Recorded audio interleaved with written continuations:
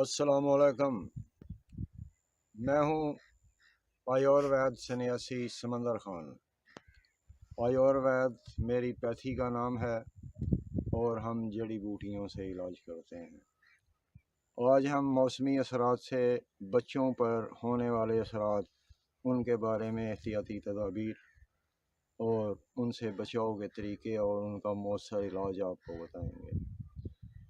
बच्चों को सुबह उठते हुए हमेशा नाक और कान लपेट कर उठाएं ताकि सुबह की वो ठंडी और जहरीली हवा जो आजकल है उससे महफूज रहें। फिर उन्हें अच्छी तरह से कोसे पानी से, गर्म पानी से नहलाएं। ठंडे पानी से कभी भी बच्चों को मत नहलाएं। कोसे पानी से उनके असाब और पट्ठे मजबूत होंगे, उनकी हड्डी मजबूत होगी। अगर आप उस पानी में थोड़ा सा धमासा डाल लें, धमासा बूटी आम मिल जाती है पंसारियों से, पानी में गर्म करें और उसे छान लें, उबाल कर छान लें और उसी नीम गर्म पानी से बच्चों को नहलाएं। उनके जल्दी अमराज कभी भी उन्हें नहीं होंगे, क्यों कि जो कुछ भी हम खाते हैं, बच्चों को दूध पिलाते हैं, उनका असर बच्चों में जाता है। इसलिए माँ बाप को भी बच्चे के दूध के दौरान हमेशा परहेज़ी खाना खाना चाहिए। माँ को कभी भी कब्ज़ ना हो, उसे भी कभी सीने की जुगड़न नहीं होगी, कमर का दर्द नहीं होगा। बहरहाल हम बच्चों की तरफ आते हैं।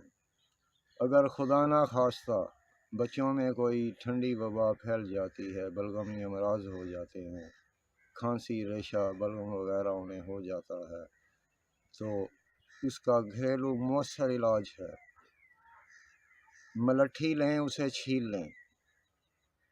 1 तोला मलट्ठी, आधा तोला दालचीनी डालें और उसमें 2 लौंग और 1 बड़ी इलायची और 4 छोटी सब्ज़ इलायची डालकर कूट लें और कूट कर उसका जुशांदा बच्चों को पिलाएं। बड़े भी पी सकते हैं, उनके लिए बलगमी अमराज के लिए ये बेहतरीन एक जुशांदा है। इसमें काली मिर्च डालें तो ये गले की खराश, गले में जमा हुआ बलगम साफ़ कर देगा, आवाज़ साफ़ हो जाएगी और गला बेहतरीन तर हो जाएगा। उसके तमाम अमराज जो हैं वो जाते रहेंगे।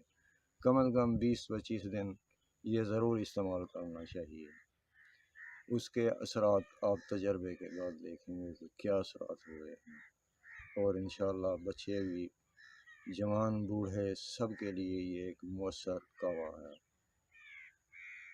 सब देखने वालों से गुजारिश करता हूँ कि आप लोग मेरे चैनल को सब्सक्राइब करें ताकि मैं आपके लिए मालूमाती अच्छी से अच्छी वीडियो लाऊं। शुक्रिया।